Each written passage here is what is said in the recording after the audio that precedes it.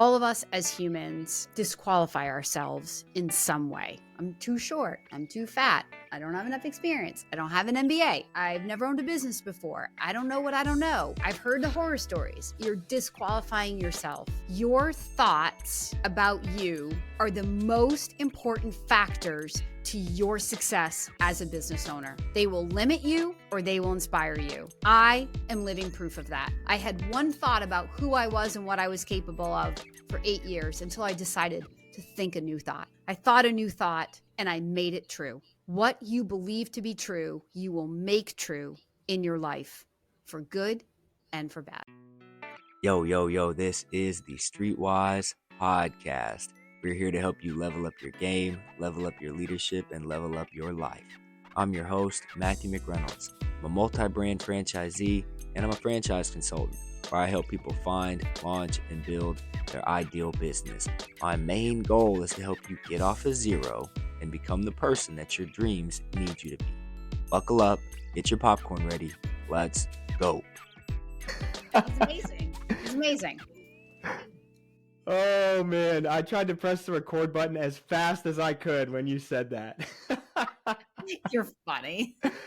Well, thank you so much. I truly appreciate that. Now, when I introduce you, should I put a "the" in front of your name? Whatever. No. Ladies and gentlemen, this is the Kim Daly we have with us on the Streetwise Podcast. Miss Kim Daly, how are you? I'm good. How are you today? I'm good. I'm really excited to talk to you. It's not very often that I get to do this with somebody who's a little bit more seasoned. And I say a little bit, but that's a relative term, just holding my ego somewhere tight. But it's really cool. I appreciate you taking the time. I could introduce you, but I would like if you gave a recap on just what you do for a living. Just educate the audience on who you are, what you do, and what's your day-to-day like when you wake up in the morning. I do what you do, Matthew. I'm a franchise consultant. There it is. I help people change their lives every day for the last 23 years. How blessed am I? Oh, that's awesome. What do you love the most about being a franchise consultant? Ooh, what do I love the most? I know what I don't love. Oh, come on, let's go. It's funny how we know what we don't like. It's easier to answer than what we do like. You know what I love? The best part of what we get to do every single day is, I think, get face to face with people and get like into their lives. You know, like I start asking questions about like, tell me about your kids, or, you know, what do you like to do besides work? And at first, I think sometimes, you know, our W-2 corporate employees who aren't, you know, used to kind of sharing their personal story are sometimes taken aback. And I'm like, no, but this is really important, because having a business in the middle of your family changes everything for everybody, right? Yeah. Everything. So I think that's the most fun part, is just the upfront, getting to know people, building these relationships, you know, taking people down this path that literally is going to change their life. And you know, some of the people, I work with a lot of people. Some of the people remain close to me for a long time. Others just, you know, which I'm happy, they use me for the journey and then off they go and I never hear from them again. But I'd say that's my favorite part about what we do. Oh, that's beautiful. And I definitely resonate. I am enjoying that piece of it as well. So you've been in the franchise consulting space for how many years now? 23. Oh my goodness.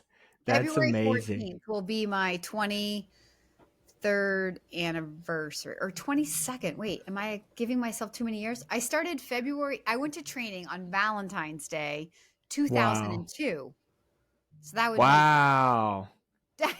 You weren't even born yet, so. Yes, I was. Yes, I was. Yes, I was. I was joking.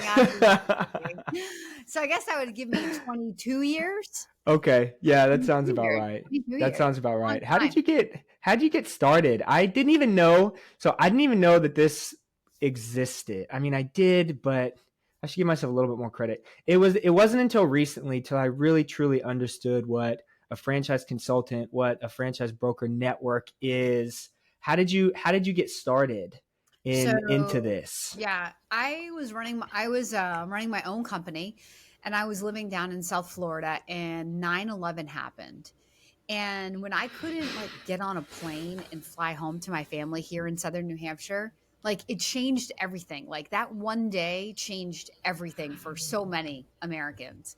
I was one of them in a different way than how it impacted other people. But the idea that, well, I was 29, I was turning 30, and I was like, I'm going to meet somebody down here. My kids may never grow up with their grandparents, their cousins. So that was also on my mind. And then 9/11 happened, and it was just time to get home. So it was like, what am I going to do back in New Hampshire, right? Like the option, unless I'm going to like be willing to drive into the city, into Boston, the options are limited. So a friend of mine that I actually hired to replace me from the franchise company I worked in right out of college, um, happened to reach out to me, and he was like, hey, there's this thing called franchise. I think you'd be really good at it. And I was like, tell me more. And I just started doing some due diligence. And so 9/11 was 9/11 of 2001. And I went to training February 14th of 2002. And Wow. yeah, like who knew like this would be the thing that was the thing for my life. It's been the greatest journey ever. And you know what?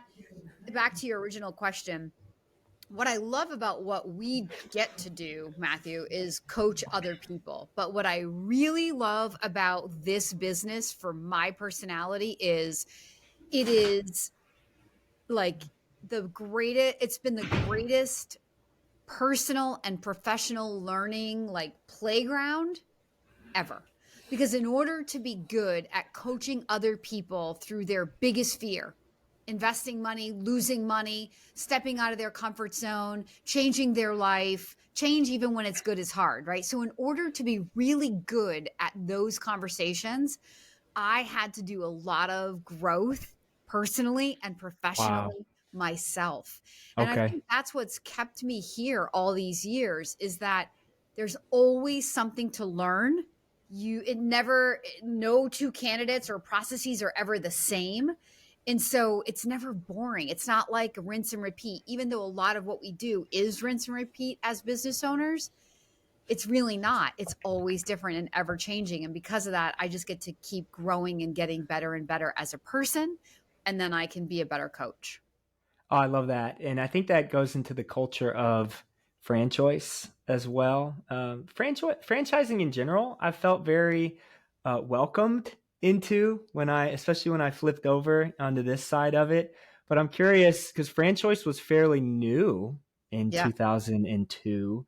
But how has the industry changed since you got in 22 years ago? Yeah. Really, really good question. So the opportunity today for consulting is definitely way different from when I started, right? Okay. Because when I started, there was like FranNet, and like I think I was like the 20th consultant at FranChoice. So we Okay. were only 2 years old. We had like 20 companies in our portfolio. Like it was totally different. There are thousands of franchise consultants today, right? So the opportunity is different there. In terms of the industry, one of the very first things I ever learned from one of my first mentors in franchising was that in good times and in bad times, the franchise industry grows. What people invest in and their motivations for investing may change, but they still invest. So in a bad economy, you might even find that your business is a little bit easier, Matthew, right? Because in a recession, people there's instability and they crave stability. So they're like, I'm going to go create it, right? So they look up, they find opportunity, but they're going to mitigate the risks of business ownership by turning to franchising. So the types of concepts they may lean into may be more essential services, maybe kind of those like more sustainable, boring businesses. Sure. Now flip that to a good economy when money's flowing, there's an abundant atmosphere, people want to build wealth, they want a bigger part of the American dream, they want to own a business, they want to own their future, and they buy franchises. So in good times and bad, the industry has grown. The cool thing for me is I've been through it all. And like, that's why I say to owners, like, if you're going to let like where we are in this moment in 2024 or 2023 last year stop you from starting a business, like you should never own a business because we can't control the economy. It's not ours to control. And if you're partnered with people who are smarter than you, which is why you're buying a franchise, you should be leaning into their leadership to adapt your model to the time, right?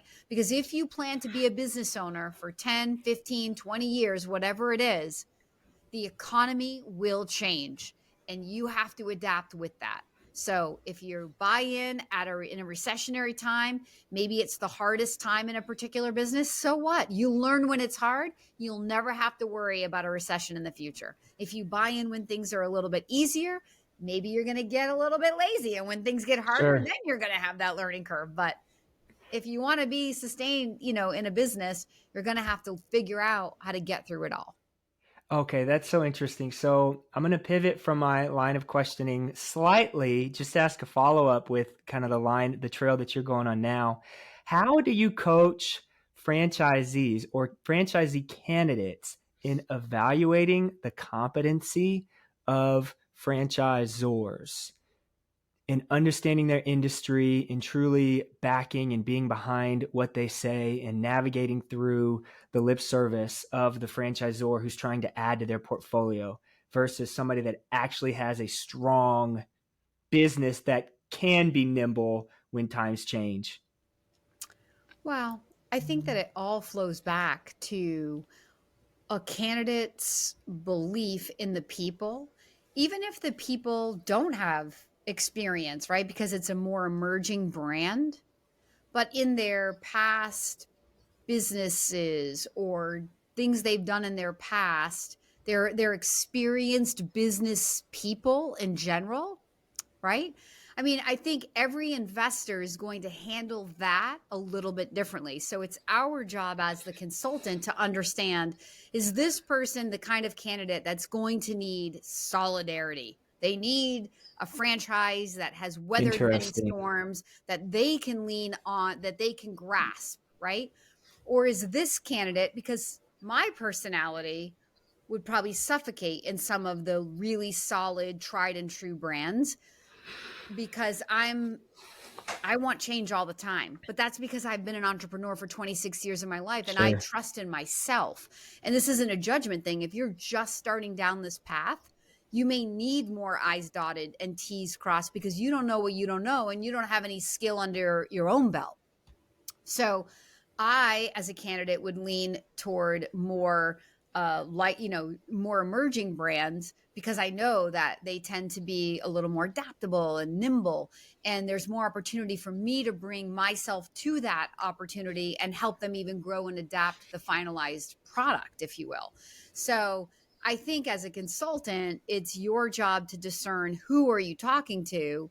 And then as you're curating their 3 to 5 options, they align with that risk profile, because everybody's going to do it a little bit different. And I don't think that emerging brands that don't have a ton of track record in that the business or franchising is necessarily a bad investment.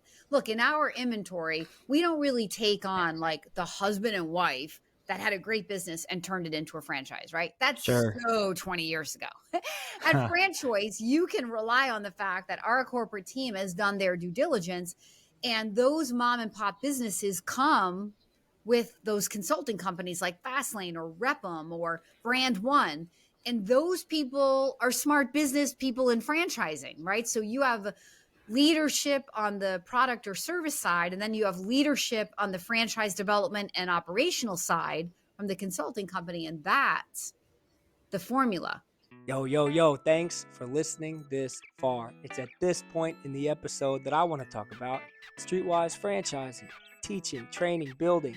Streetwise franchising. As a franchise consultant, it's my job, it's my absolute pleasure, and it's my mission to help aspiring entrepreneurs find, launch, and build their ideal business. I've been a franchise owner for almost a decade. I know what it means to struggle. I know what it means to build a team. If you're ready to get off of zero, if you're ready to build something for yourself, visit streetwisefranchising.com. Let's get the conversation started. Don't wait until tomorrow to build your future. It starts today. Streetwise franchising. Stay humble, stay hungry, stay streetwise. Let's get back to the episode.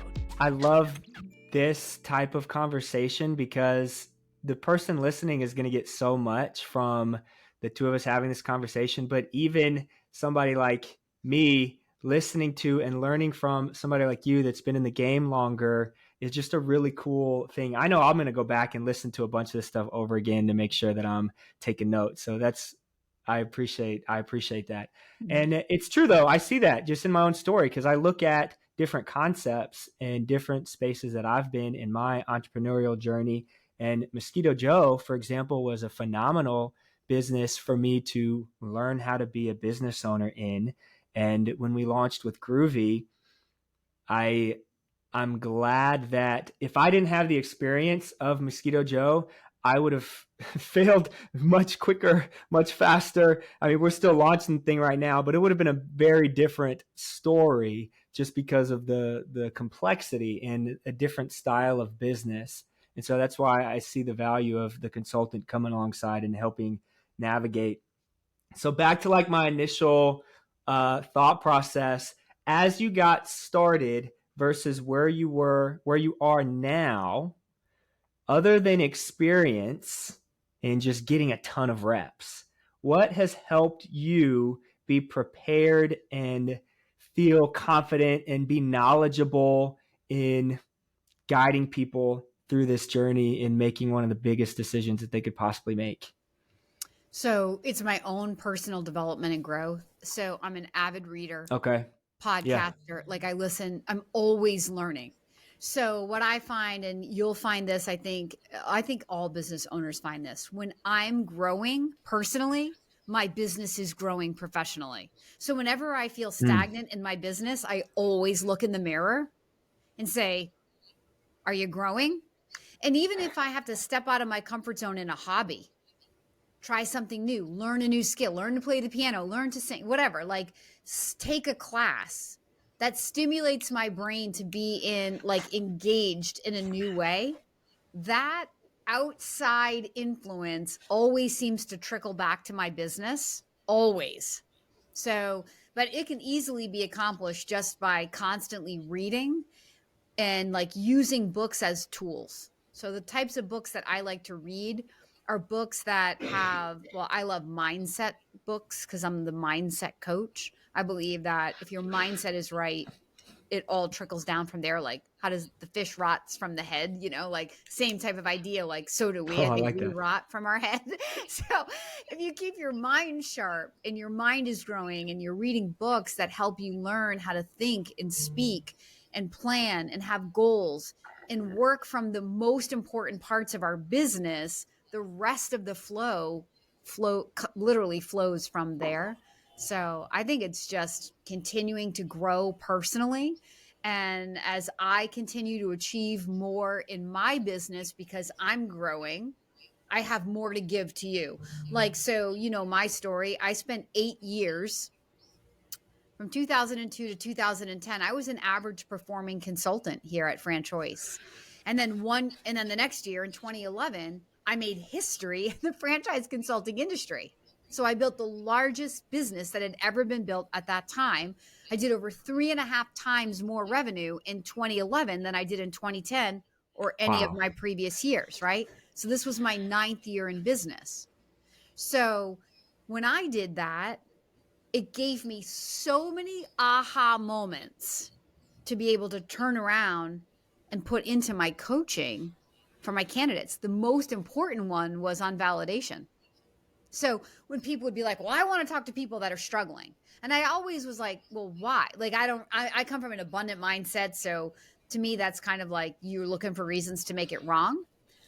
But after I stood in the average pack and then I was a history maker, it like dawned on me how to really coach people through this. I would share my story and I'd be like, so when you're validating with a franchisee, you're meeting that owner where they are that day in their business ownership journey. So you're going to base your entire life's decision off of talking to 1 or 2 or 3 owners where they are on that day, because what they tell you is subject to change. Meet them 6 months later. That's so true. Meet them 1 year later. Meet them 5 years later, right? They're different people. If they're growing, And if they're not, they're out of 100%. business. So 100%. when I went through that, Matthew, I was like, oh, and so that made me a way better consultant and coach to my candidates. Wow.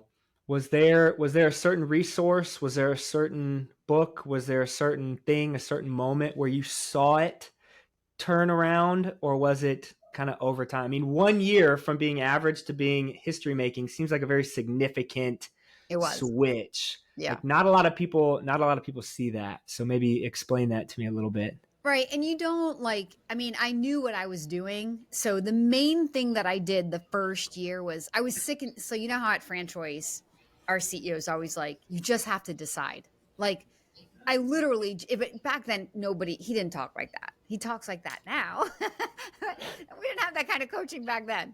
But that's pretty much what I did was I just decided enough. Yeah. I'm ready for something more. So the first year that I had this breakout year, I literally set a goal. I wrote it on paper and I affirmed it to myself every single day before I started getting on the phone. That's it. Like people think, no, there's more. I'm like, no, seriously. I set a goal for revenue. And the only thing that I saw that I could control to get to a higher revenue goal was lead flow. But that's not rocket science. That's every business, right? The more customers you have, the more opportunity you have, right? 100%. So I said, okay, what can I control? So what if I came to work every day and I prospected consistently every day? I don't have to get 10 people a day. I just need to get one.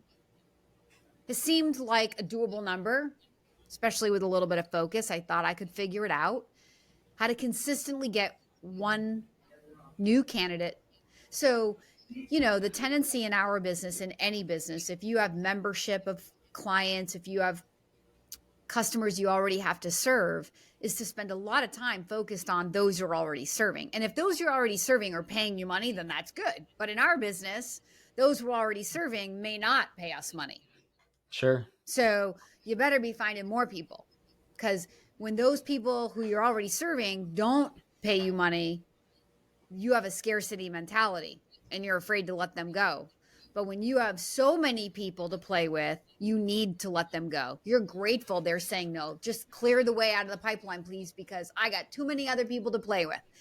And so by focusing on the prospecting part of my business, it changed everything, especially once I got a little skill and I started to get some consistency and momentum to getting one lead per day. The most significant thing that happened, Matthew, was my attitude.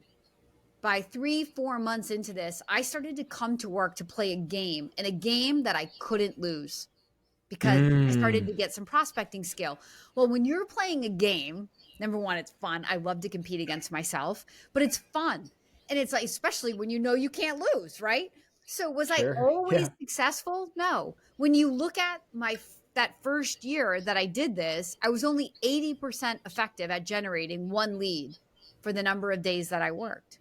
But 80% effective made me a history maker. So wow. Perfection is not the goal. Consistency is the goal. There it is. There it is. What were some things that you had to kind of fail through? You said 80%, but 20%, those had to have been some pretty significant milestones in the middle. Some of them probably not so much, you just brush those off. But I want to hear about some things that maybe like really rocked you, that kind of made your knees shake a little bit. Was there any? Well, the hardest thing about that year, I remember having a conversation with our CEO, and I had zero skill for managing this massive pipeline. So I was losing people because my goal for the year and my promise to myself was I'm going to prospect every single day, no matter how big my pipeline gets. So I went from managing 10, 12, 15 people to managing 50 or 60 active investigations. So I had no skill for that. It's like going to the gym and, I'm a girl, so getting under the bench and trying to bench press 135 pounds. And I've never bench pressed in my life, right? Like sitting back there, you're going to die underneath the weight of the weight of that bar, right? And so it was really frustrating to know that I was losing deals but it didn't matter. because You I still literally, accomplished the preliminary goal. Now you're just dealing with the ramifications of your success in achieving the goal you set. you got it, buddy. The first Got thing it. for any Okay. business owner is massive imperfect action, right? If you're trying to perfect as you go, you grow too slow. Get out there, create massive activity for yourself, and then spend the rest of your life cleaning it up. I've literally spent the last 13 years, I'd say, the last 2 or 3 years I've been shifting my business to the next place, but I spent about a decade mastering the art of what I did that first year and incrementally getting better at all parts. So really thinking through, because now I had to figure out how to be more efficient, how to work smarter rather than harder, right? And so every business owner has to do this. You have to look at your sales process. You have to think about, what are the objections that come up every single time? Well, how can I help those not come up? Could I prospect for better people? Could I set it up so that the objections don't come up? When they do come up, how can I be prepared? Like, what kind of arrows do I need in my quiver in order to pull out and help this person through this moment? And because I had so many people to work with, the most important thing was I had the abundant attitude to give people the grace to really let them go when franchising was not the right thing for them. So it really improved everything I did to the highest level of integrity. And it made my business so much more fun. And I've just been having a freaking blast for the last 13 years, because who's not having a blast when you're playing a game? You know how to win. It's all on you. And when I'm not winning, I don't look at the economy. Didn't blame the pandemic. I don't blame anything. I look in the mirror and I say, okay, your business is off. Get back to your daily goal, your daily goal. There it is. Yeah, I was waiting for it. Yeah. And then get yourself going again. And so when you have that kind of accountability, then you feel in control. And that just makes everything feel so much easier and fun. It's harder and easier. I love the term massive imperfect action. I told myself at the beginning of the year that at least for my content creation, my volume was going to be annoyingly abundant. That's And I'm good. going to make annoyingly abundant volume. And so people are just going to like, this guy again. But then over time, I'll be at the forefront if they're thinking about franchising, operating businesses, failing forward, personal growth.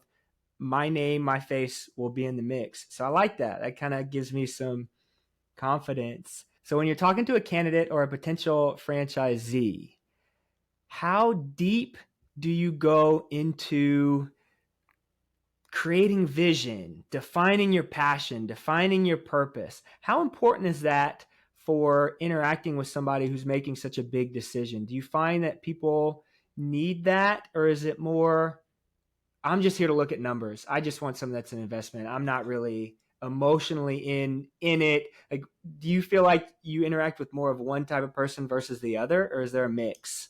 So nobody's ever investing in a business purely because the numbers add up. So there's that. Okay. So if somebody said that to me, I'd say then you're just kidding yourself that you're ever really going to make an investment in a business. Now, I know the Interesting. numbers are important, but the vision of what you are here to create, because whatever numbers you're investing in, right, that you think, okay, if these numbers look this way, then I'm going to make an investment. Guess what? Those numbers are subject to change. They're, item sevens change, because as franchisors get better, they may be able to make that investment more efficient and lower it. But as you know, as franchisees have more experience, they typically go, oh, we need people with a little more money. Item 7 goes up. Earnings claims change every single year.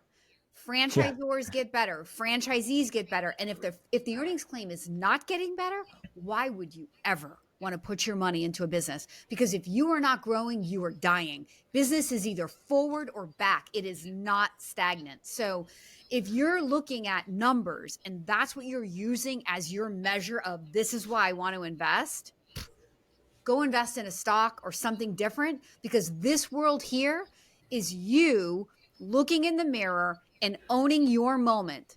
So whatever numbers are even created is no guarantee that you can create those numbers. It's also no guarantee that you can't create better than those numbers. So why would you use numbers as the number one factor to what you're going to invest in? It's absolutely ludicrous. So back to your question, it's Yeah. all about vision. I start with vision. I talk about vision. I have vision creation tools that I ask my people to fill out. And if they don't, it's on them. It's not for me. When people fill it out, I'm like, this is amazing. I have them send it back to me, but I always remind them, this is an awesome tool for you. We're going to pull this back out later, because what happens, Matthew, as people get deeper into the process, in the beginning, it's all about dreaming and everybody's excited and everybody's attitude is really like motivated. But as you get into the process and this, you know what, becomes real, right? People start missing calls. People start making excuses for why they can't move forward. And I'm not judging, but we know in our world, this is just the manifestation of fear, right? It's becoming Mm. real. So when you have these moments, you have the tools of what's your vision, and you understand what this person's trying to get to. It's just a quick like snapback. Like, okay, so wait, when we started 3 weeks ago, this is where you were trying to be by the end of this year or in the next 6 months or a year from now. Has something changed? And when you ask that question, it takes the emotion out of it. And when people realize, look, if you don't, I'm not judging you. If you don't follow through, the time's going to go by and you're going to end up there, but you're going to be right where you are today. Everybody who's ever achieved anything great has had to push through all those limiting beliefs and the molasses of fear Sure. to Yeah. get to the outcome. So just, it's a tool. The vision, I believe, is everything, because a business without a goal is like a ship without a port. Yeah, Lost at 100%. sea. 100%. And I've talked to individuals that their pushback towards franchising is, well, I don't want something that's so rigid. I want to be able, I don't think I could follow the rules. I don't think I would. And they go down the list of reasons. And I mean, I get it. Like, franchising isn't for everybody. But what I'm trying to get better at is articulating a narrative of being a Mosquito Joe franchise owner. For my own personal example, my identity is not in Mosquito Joe exclusively. It's the freedom that I get to chase my dreams because I have Mosquito Joe as a tool and as an asset that is running alongside me at this point that we're going on year 9. And the business itself, we have leaders now. We have guys that run the day-to-day of the business, and I can come in as the pure visionary and entrepreneur and build something that's so much bigger than the collective. And it was because I had a brand that I was able to pick up with a system and a blueprint that was able to facilitate, not only teach me how to be a business owner, but provide the freedom that I have now after getting my hands dirty. So I get what you're saying totally, like from the bottom of my heart. And it's, I guess, not my struggle, but something that I'm working on is getting better at articulating that to people with, I mean, you just say it so well. You got so much passion behind it. And I'm working on that. This I'm is working what on I that would right say now. to you, Matthew. First of all, congratulations on 9 years. Like, that's amazing. And the way that I frame that to people is, because this is exactly what you said, but I'm going to put it in the words that I say to all my candidates. The business is the vehicle. Whether you're an entrepreneur or you're a franchisepreneur, the business is a vehicle driving personal, professional, and financial outcomes, period. You are not investing in a hobby. Now, to Mm, some people, the widget is more important than others. Some people are like, I grew up on a farm. I've done every job under the sun. I don't care what it is. And when they say things like that to you, you know you have a wider breadth, a scope to pull options from, like Mosquito Joe. But if someone says, no, I mean, it's a little bit important to me to feel proud, of when I drive, when people ask me what I do and I'm like, ooh, I own the yoga studio. But then that, with your knowledge of our inventory, then that aligns you to other types of opportunities. And if Got it. someone Yeah. does lean into the passion for the widget, I challenge them on that. Why is that important to you? If I found you an opportunity, Matthew, this is what I would say. So you're telling me that if I found you an opportunity that you really know nothing about right now, and you're not even sure you'd be passionate about it, but through the franchise, you saw a path to building whatever kind of financial outcome makes your heart just like burst, and it generated all the free time in the world that you could ever want, you wouldn't fall in love with that vehicle? And then everybody's like, well, no, of course I would. Yeah, because the business is about money and time. Money and time. So attach yourself to the widget if you will, but know this: in time, widgets may have to adapt and change in order for the business to remain relevant. Oh, Right? that's good. Because like if That's you good. invested in Blockbuster today, you're out of business. That doesn't mean Blockbuster wasn't an amazing business in the 80s. Blockbuster had the opportunity to buy Netflix and they didn't have the vision, right? But so if you're in a business and you want to, this is why it always funnels back up to who, not what. It's the who of the franchise that kept spirits high in 2020, got franchisees reopened when it was safe to do so, and adapted the model to whatever needed to be adapted for it to be relevant in the pandemic. It wasn't the widget, it was the who. It's that the who was lacking for entrepreneurs along oftentimes, I think, with money and courage, because collectively we came together as franchisees and we could lift each other up. And those of us who were like okay about the pandemic could support the people who were sort of in the fetal position, and we could all rising tides raise all ships. We could lift each other. But those entrepreneurs who were out there on their own had nobody to turn to. And I firmly believe so many mom and pop businesses closed during that time, mainly just due to fear, because they didn't know how to survive that moment. And we didn't see that Oh, wow. in franchising. Yeah. No, that's always been one of my favorite things from being in a franchise system or the other franchisees. And I speak on that now, like the franchisor and the parent company. There's some great ones out there. There's some not one great. There's some average ones. But in any system, you'll have to convince me otherwise. The best value add that you're going to get are from the community of franchisees that are in that system that are building the business alongside you.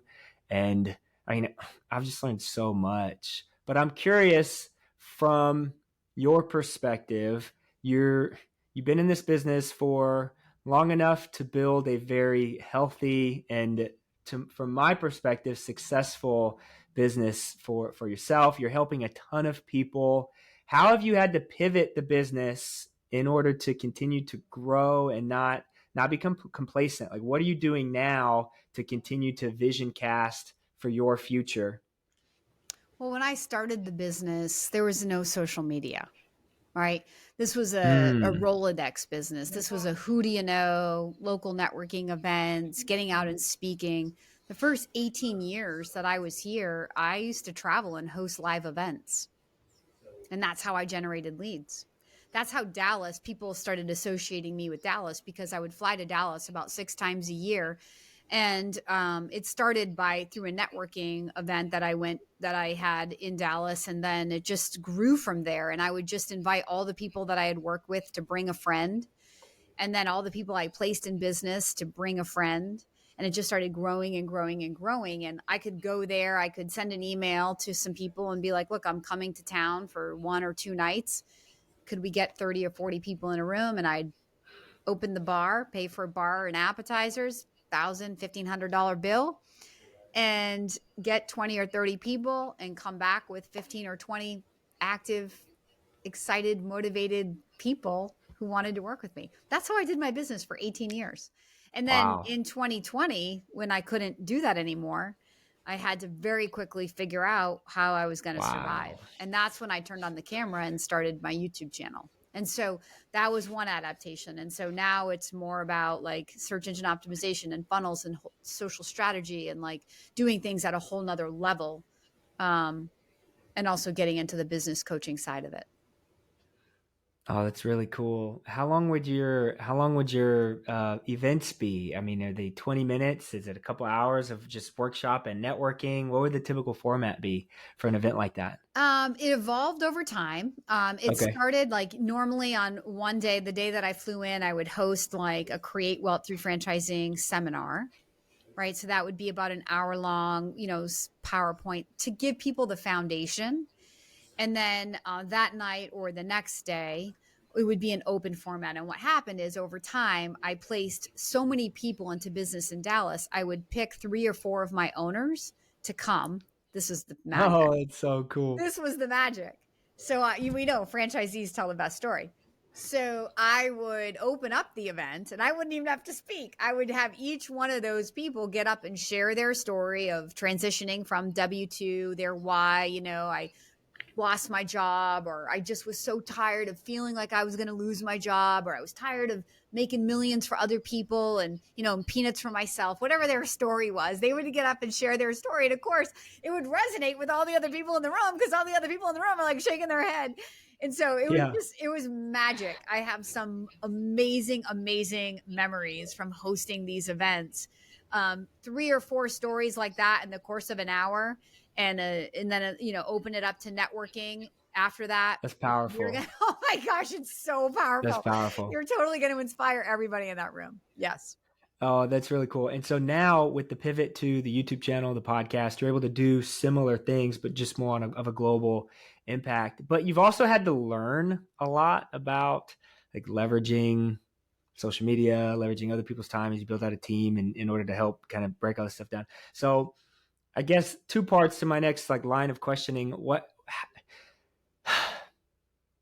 did you have to do to kind of learn what you have to know in order to be good at podcasting and creating a YouTube channel? Like, how did you have to study? Did you hire somebody to come teach you? Did you build out a team? What processes did you put in place in order to build out the pivot? Yeah, it's a good question. So I'm a true entrepreneur at heart, where I do not believe in figuring things out. I just believe in starting and you Yeah. figure it out as you go, because you're going to figure it out faster by failing or by Sure. succeeding. Right. So for me, I grew up on the stage. So the camera, it's kind of a joke that it took me 18 years to get to where I have, to social media and using it in my business, because my entire life, like, I wanted to be an actress. I wanted to be on camera. And so Okay. like, it's like a joke in my family, that it took all those years for me to wake up and probably end up exactly where I always belonged. So I did not do any studying. I literally, I had a few videos over the years that I had created with a small local production company. And I reached out to them and I was like, hey, I want to just start making more videos consistently. I don't even know if we called it a channel. And then I ended up partnering sort of with the guy that's now the producer of all my content.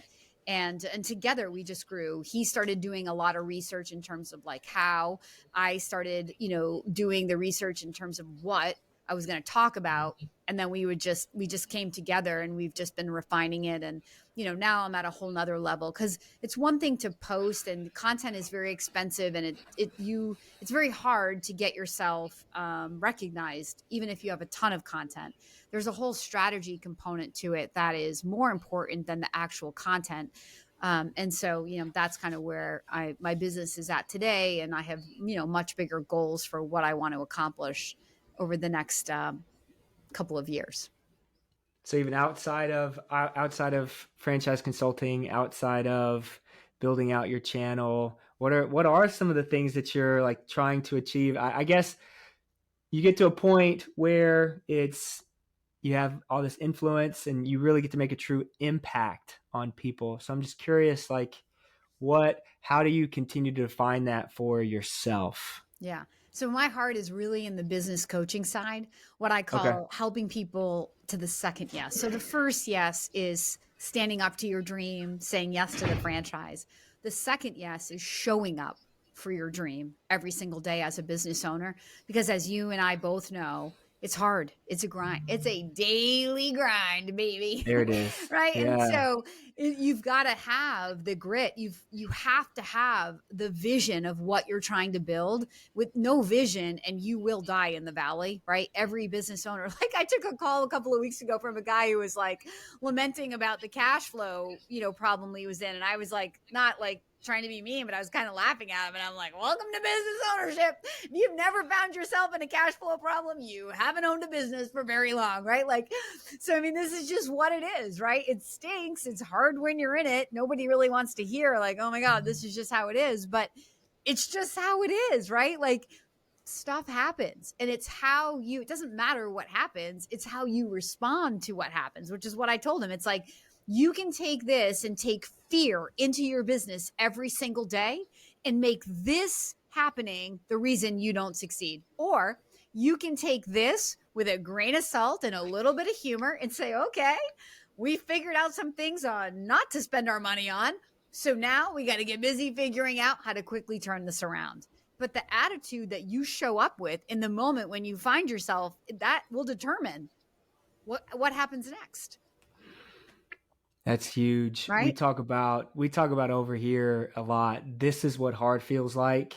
And we know things are going to be difficult when we sign up, whether that's a race, whether that's a challenge or starting a business. We know it's going to be hard, but we're motivated anyway. And then once we're in the middle of it and we start getting punched and hit and we're tripping and falling over and we're tired, that's where we get the fight or flight mode. It's like, I got to get the heck up out of here. It's like, no, this is what I signed up for. There's so much value and reward in the growth of going through the hard and not quitting and keep taking those steps one after the other.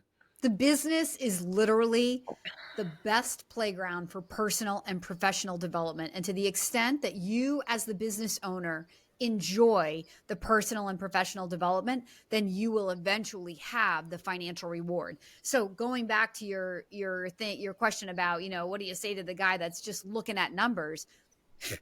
You can't have numbers until you grow personally and professionally into the owner worthy of creating those outcomes. So if you're focused on numbers before you're focused on growth, you're never going to have numbers. The numbers follow the owner that you are. So that first year that I made history, I expanded my thinking. I developed a skill. I grew into an owner who was worthy of that size of a business. I had no skill to maintain it or sustain it or grow it that first year, but I did it. Then once I had the belief by doing it, then it was much easier the second and the third year, although it did get a lot harder. The second year was harder than the first year because now I didn't want to be a one-hit wonder, right? And now my ego was a little bit involved, right? And so, but I had belief that I didn't have the first year other than the belief in myself. So it gets harder and easier, but it's just a journey. And you got to buckle up and embrace it. And so my future, I really believe where I can really start to create great impact is on the business coaching side. I did my first keynote at a franchise convention last November, which was like nice. A monumental moment in my life. I'm doing another one later this year and developing some coaching programs even as I speak and starting to do some twice monthly kind of like open mic coaching for open to all franchisees. I'm going to start announcing that pretty soon, more as a testing ground to see who will show up if it's free, which probably not a lot of people. What we find is you have to pay for there to be value. But before I can charge for it, I want to create the value. So I kind of want to like get a sense of where I can best meet people and perfect. So rather than going back to I'm the entrepreneur, where do you begin? I just begin by doing, and then I'm going to perfect it, package it, and sell it. Oh, that's awesome, man. Always growing, always evolving. I mean, you're a true testament to that. And it's really cool to see that even after, you achieve success, there's still so much more that you can grow to. I love it. Is there anything that you would change about the industry? Or is there anything that you think was done differently, maybe at a overall corporate level or at an individual level with any kind of piece of the puzzle? I mean, in our industry specific franchise consulting, I wish that there were licensing requirements or certification requirements for what we do, so we could standardize the quality. Like even in real estate, there's a license that somebody has to have, which means they have some proficiency and expertise in the subject matter, which, very sad to say, is not a true statement for a franchise consultant. Pretty much anybody can hang their shingle out and call themselves a franchise consultant. Sure. And so it gives candidates, unknowing candidates who bump into people who don't know what they're doing, a really bad taste. And they may never get to someone like you or I that's trained and has skill and experience and real knowledge that can help make us a very important part of their process to saying yes or saying no. So that's the ultimate thing that I wish would change now that we've evolved to the place that we're at. There should be some sort of like certification to call yourself a franchise consultant. Yeah, I think it's really important to make sure that when you're working with a consultant, you find somebody that you can trust, that has experience, that has knowledge, and again, trust, because I don't know, I've just seen a lot of people get taken advantage of in the space, and that's one of the reasons why I wanted to be on this side of the equation, because I feel like I could speak into and add value to individuals that are on their journey. Yeah. Find out, as most people though are coming into it in a different time of life than I am, and so it's a very interesting thing that I'm having to navigate. How do I speak into somebody that's in a much different phase and chapter of life than I am?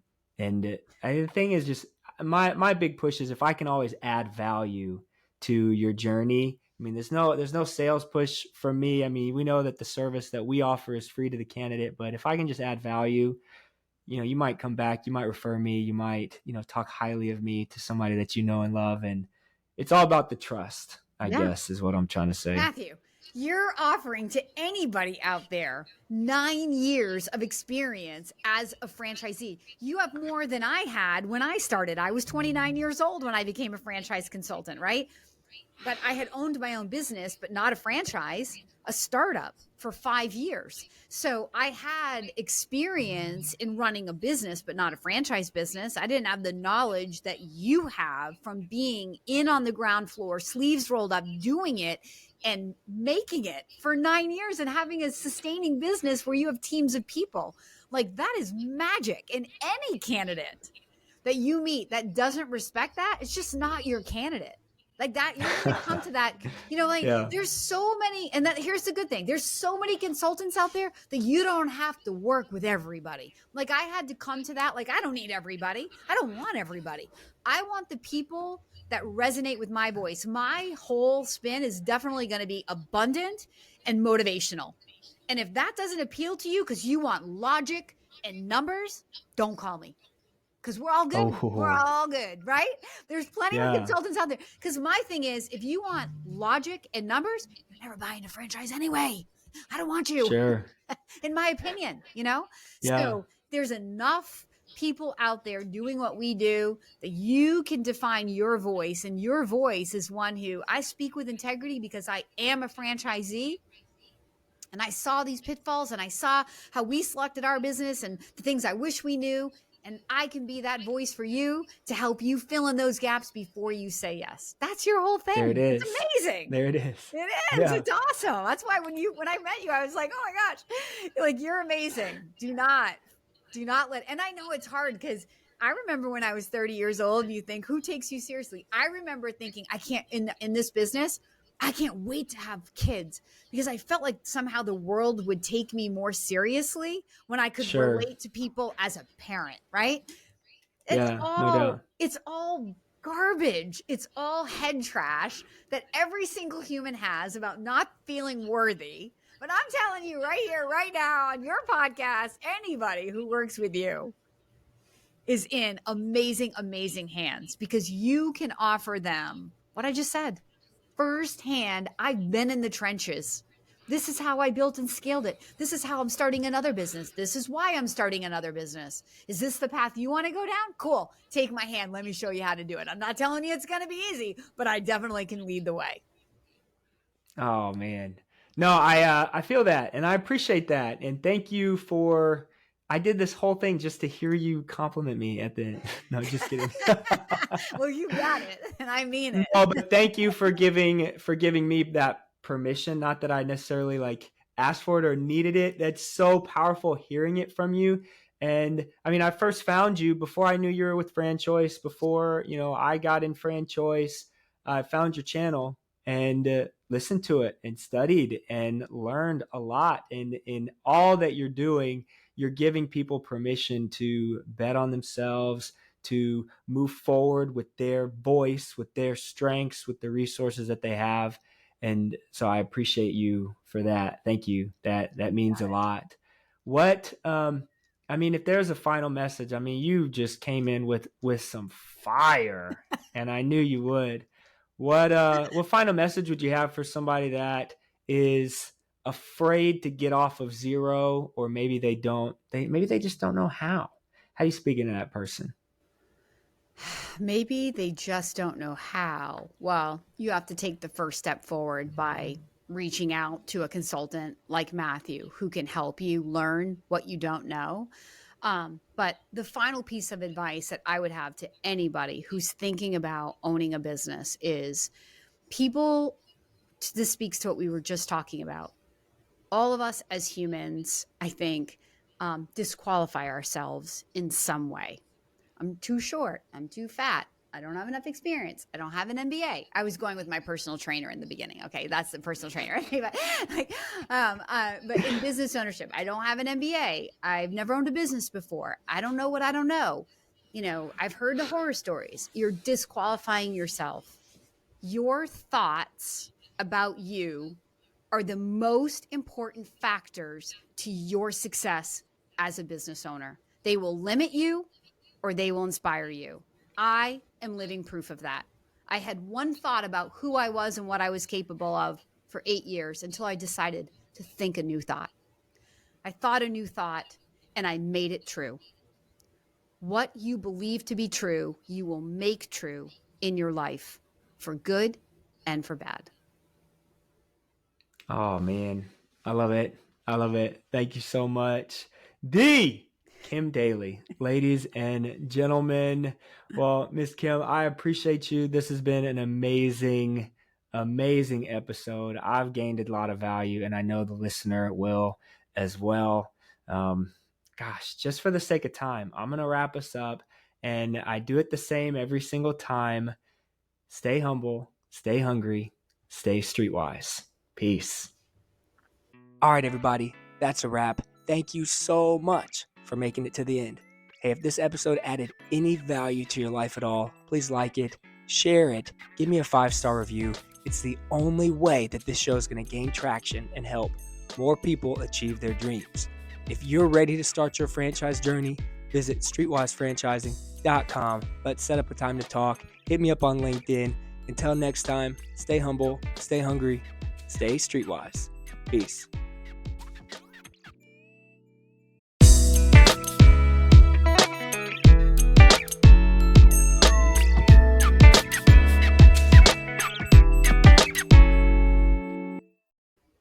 There it is. There it is. Great job.